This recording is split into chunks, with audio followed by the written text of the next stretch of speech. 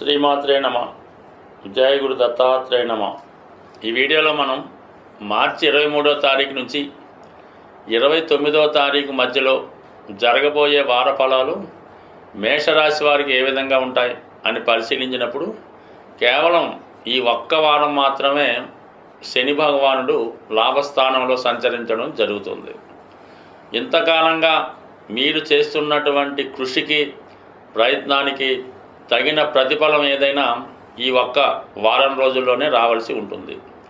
మీరు ఏదైనా ఒక కొత్త ఇండస్ట్రీకో కొత్త వ్యాపారానికో లైసెన్సులు అప్లై చేసి ఉన్నా, లేదంటే మీ యొక్క వ్యాపార అవసరాలకు అధిక మొత్తంలో రుణ ప్రయత్నం చేస్తున్నా, అవి ఈ సమయంలో మీకు సహకరించే అవకాశం ఉంటుంది. మరి దాని తర్వాత ఏమవుతుందంటే ఈ వారం తర్వాత శని మీకు 12వ స్థానంలో ప్రవేశించి ఏలినాటి శని ప్రారంభ సూచిక మీరు ఏదైనా ఒక పెద్ద మొత్తంలో ఖర్చు లాంటిది వచ్చే అవకాశం ఉంది. దాన్ని మీరు పాజిటివ్గా మార్చుకోవాలనుకుంటే ముఖ్యంగా ఒక గృహ నిర్మాణం కానీ, లేదంటే ఒక వివాహం కానీ, లేదంటే ఒక మంచి ఇన్వెస్ట్మెంట్ కానీ చేయడం వల్ల తర్వాత దాని ప్రతిఫలం మీరు పొందే అవకాశం ఉంటుంది. బట్ ఏదైనా మీరు చేసే ప్రయత్నాలు ఈ వారంలో చాలా వరకు నెరవేరే అవకాశం ఉంది.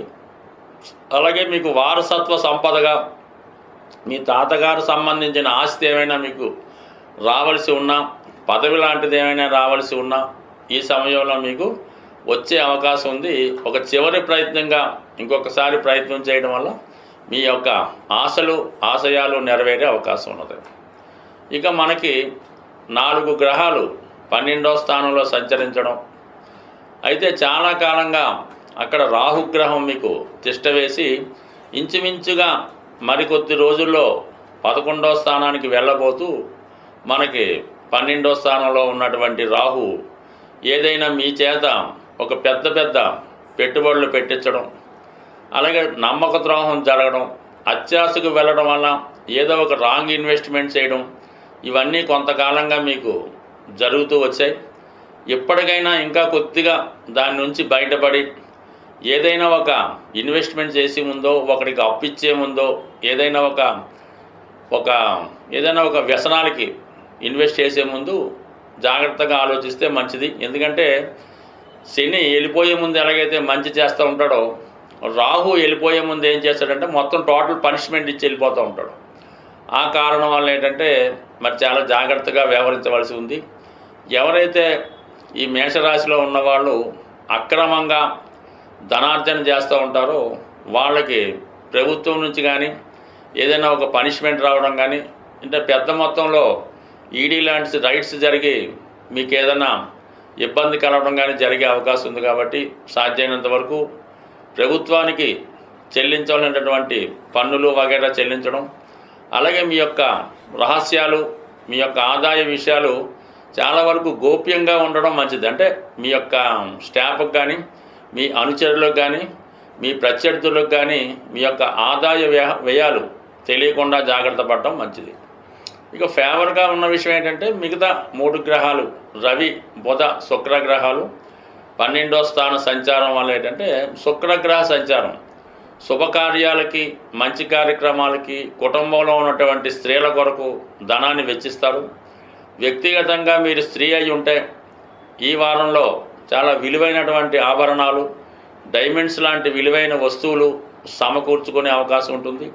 అలాగే పిల్లల యొక్క చదువు కొరకు, గృహంలో కావలసినటువంటి ఎలక్ట్రానిక్ పరికరాలు లాంటివి చాలా వరకు సమకూరే అవకాశం ఉంది. ముఖ్యంగా మరి మీ యొక్క సంతానం ఎవరైతే ఉన్నారో వాళ్ళు దూర ప్రాంతంలో విద్య కొరకు కానీ, ఉపాధి కొరకు కానీ వెళ్ళే విషయంలో మీ పిల్లల అభివృద్ధి కొరకు, వారి అవసరాల కొరకు ఎక్కువ ధనం వ్యయం చేయవలసి ఉంటుంది. బట్ ఏదైనా మేషరాశి వారికి ఎక్కువ 80% ఇలాంటి ఇన్వెస్ట్మెంటు ఖర్చులే ఉంటుంటాయి. కాబట్టి దానికి తగు విధంగా ప్లాన్ చేసుకొని జాగ్రత్తగా ముందుకు వెళ్తే ఇప్పుడు పెట్టినటువంటి ఇన్వెస్ట్మెంటు ఫ్యూచర్లో మీకు లాభంగా వచ్చే అవకాశం ఉంది.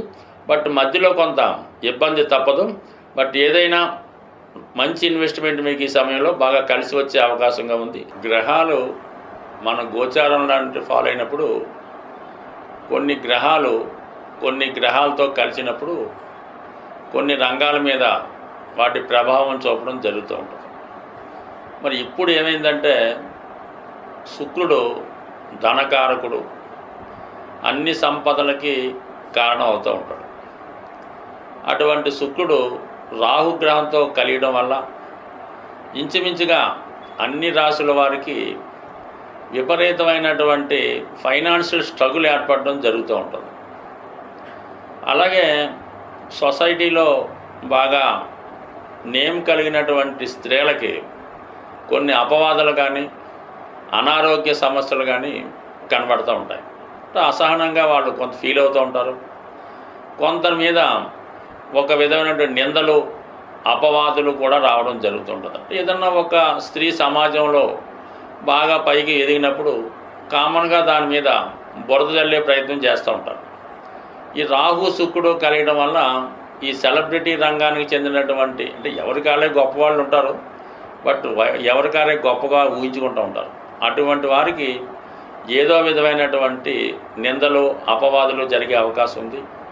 ఎక్కువగా భార్యాభర్తల మధ్య కానీ కుటుంబ సభ్యుల మధ్య కొన్ని అపోహలు అపనిందలు ఇలాంటివి వచ్చే అవకాశం ఉంది. కాబట్టి దాని పరిహారం నిమిత్తం ఏం చేయాలంటే ఏదైనా రాహుగ్రహానికి పరిహారం అన్నది చాలా సులభంగా చేసుకోవచ్చు.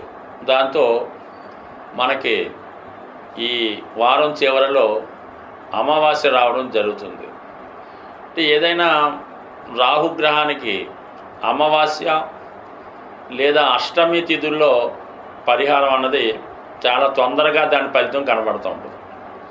మరి ఈ సమయంలో ఎవరైతే ఇటువంటి విపరీతమైనటువంటి ఆర్థిక సమస్యలు, అలాగే నయం కాని దీర్ఘకాలిక రోగాలు, అలాగే భరించరాని అపనిందలు అపవాదులు ఉన్నవాళ్ళు మరి ఈ అమావాస్య రోజు మరి వాళ్ళు ఒక కొబ్బరికాయ, అంటే పీసుతో ఉన్నటువంటి కొబ్బరికాయ, ఈ పీసుతో ఉన్నటువంటి కొబ్బరికాయని మరి మీరు తల నుంచి పాదాల వరకు అది 3 సార్లు క్లాక్ వైజ్లోను 3 సార్లు యాంటీ క్లాక్ వైజ్లోను తిప్పి ఏదైనా ఒక పారే నదిలో కానీ సముద్రంలో కానీ ఏది దొరకనప్పుడు చెరువులో కానీ దాన్ని విసర్జించి మరి వెనక్కి తిరిగి చూడకుండా రావాల్సి ఉంటుంది. ఇది కేవలం చీకటి పడుతున్న సమయంలో చేయవలసి ఉంటుంది అన్నమాట. అంటే ఇంచుమించుగా సూర్యాస్తం అయిపోయి ఇంకా మనకి ఇంచుమించుగా ఒక 6:30, 7, 8 గంటలకి ఈ ప్రక్రియ చేయవలసి ఉంటుంది. ఇంకా ఇంకొక రెమెడీ ఏంటంటే ఇక బాగా అసహనంగా ఉంటూ కొంతమంది మగపిల్లలు కానీ ఉద్యోగస్తులు కానీ చాలా ఏది చేయలేని పరిస్థితి, ఒకప్పుడు చాలా ఒక వెలుగుతారు, చాలా స్ట్రగుల్ పడుతుంటారు, ప్రతిదానికి కూడా ఇతరుల మీద ఆధారపడుతుంటారు, ఒక మానసికంగా మనసు దెబ్బతిన్నట్టు మానసికంగా ఇబ్బంది పడుతున్నట్టు కనబడుతుంటారు. అటువంటి వారికి బూడిద గుమ్మడికాయ తీసుకొని ఇదే అమావాస్య రోజు ఈ సంధ్యా సమయం సాయంకాల సమయంలో మీ కుటుంబంలో పెద్దవారు కానీ లేదా ఎవరైనా కొద్దిగా అనుభవంగా పెద్దగా ఉన్నవాళ్ళు ఈ అబ్బాయిని ఈ బూడిద గుమ్మడికాయతో దిష్టి తీయవలసి ఉంటుంది. అంటే రైట్ సైడ్ 3 సార్లు, అలాగా యాంటీ క్లాక్ వైజ్లో 3 సార్లు చక్కగా దిష్టి తీసి దాన్ని చక్కగా బ్రేక్ చేయవలసి ఉంటుంది. బ్రేక్ చేసి ఎవరింటికి రావడం జరుగుతుంది. ఎవరైతే ఈ దిష్టి తీసారో వాళ్ళకి ఒక 18 సంఖ్య వచ్చే విధంగా ఒక 18 రూపాయలు, 180 రూపాయలు, 1800, 18,000 అది మీ యొక్క శక్తి కొలది వారికి ఇవ్వవలసి ఉంటుంది. మీరు చక్కగా ఇంటికి రావాల్సి ఉంటుంది. సో ఈ విధంగా ఈ కొద్దిపాటి రెమెడీస్ చేసుకోవడం వల్ల ఏదైనా అమావాస్య రోజు ఏదైనా టెంపుల్లో మీరు ఒక 4 కొబ్బరికాయలు సమర్పించిన, ఒక గుమ్మడికాయ సమర్పించిన చాలా వరకు ఈ రాహు చేత పీడించబడుతున్న వాళ్ళు దాని నుంచి బయటపడే అవకాశం ఉంది. స్వస్తి.